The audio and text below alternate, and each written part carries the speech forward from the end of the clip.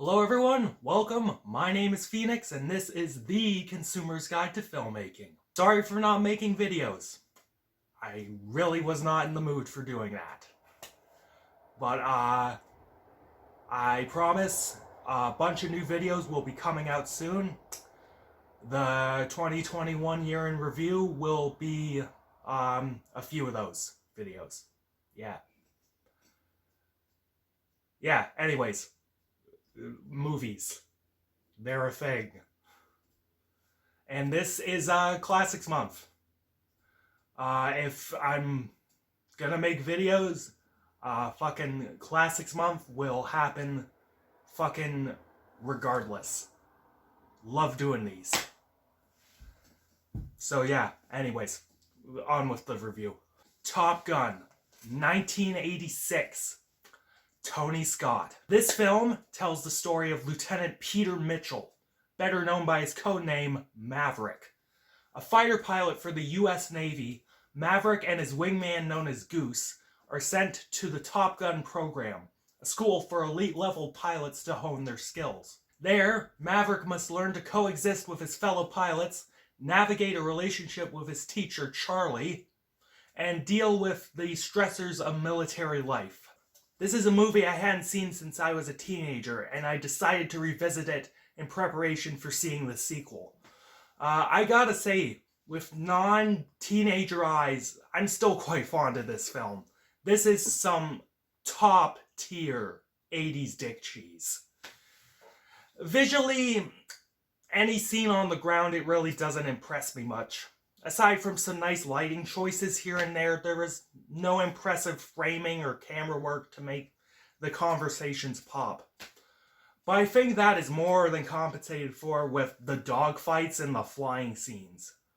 Holy shit, these scenes were goddamn exciting and captivating.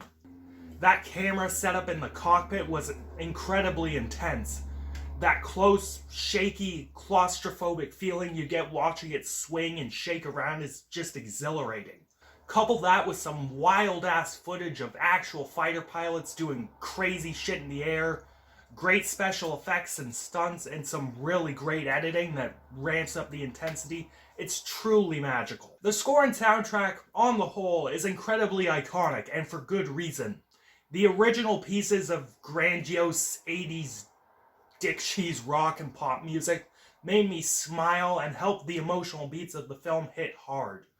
I always grin ear to fucking ear whenever I hear the main motif of this film. That guitar lick is just absolutely killer. Then we have all the bangers we have for original songs.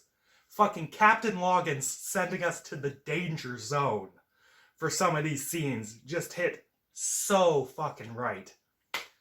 And while it may have been overused a bit, and the lead singer of Berlin is a fucking loon who nearly derailed the movie, Take My Breath Away is a nice song. But I forgot about this one when I rewatched it. Fucking Mighty Wings by Cheap Trick. That song rips. That's a song that should have been in the movie more than just the fucking credits. I just love that song.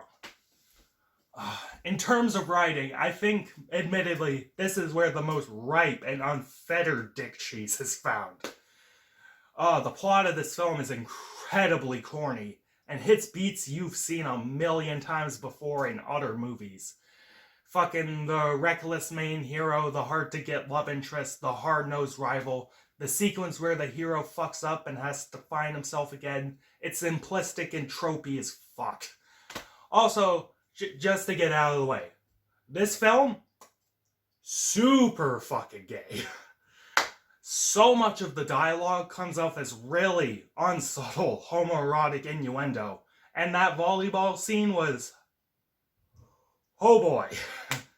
Like, this was either A, an in-joke amongst the screenwriters, which if so, good on them, it was funny, or B, the screenwriters were completely oblivious to it, which if so, is even funnier. But for some reason, the script of this film just works. Fucking Maverick, Peter Mitchell, is a legitimately an endearing character. He's a pilot who lives in the shadow of his similarly reckless and talented father, and he struggles with not knowing what exactly happened to his dad. When Goose dies, he loses his confidence because he feels responsible for someone's death, worried he'll fuck up again in the same way his dad supposedly did. This all eventually leads to him learning that his dad didn't fuck up like he was led to believe. He learns that he can be reckless, but at the same time know how to have the back of his squad. He regains that need for speed, and he truly becomes the fighter pilot he was meant to be. As overused as this plot structure is, this main character is legitimately interesting, and he keeps you hooked. And we have a cast here that are all looking jacked and having fun with the material. In our lead role, Tom Cruise turns on the charm and really gets you invested in Maverick. His chemistry with Kelly McGillis, as well as Anthony Green, was really nice. And we also have Val Kilmer here as Iceman, and he plays the perfect foil for Maverick. The straight-laced, tough guy soldier. Val comes off like a smug dick, and he really rubs you the wrong way. When he was showing sympathy to Maverick, the way he was pausing just to think of how to phrase things was a really nice touch, and I was really impressed by that from Val. Along with other ballers like Michael Ironside and Tom Skerritt, this cast is really having the time of their life with this, and they get you really invested. Overall, Top Gun might be the corniest fucking film ever, but if you see what I see, you will just love it regardless.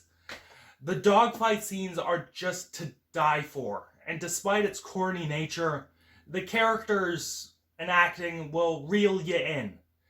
If you love your 80s dick cheese, this is absolutely essential viewing. And I'm feeling a 7 out of 10 on this one. Maybe a 7.5 if I'm really generous, because the dogfighting was super neat. Catch you later, guys.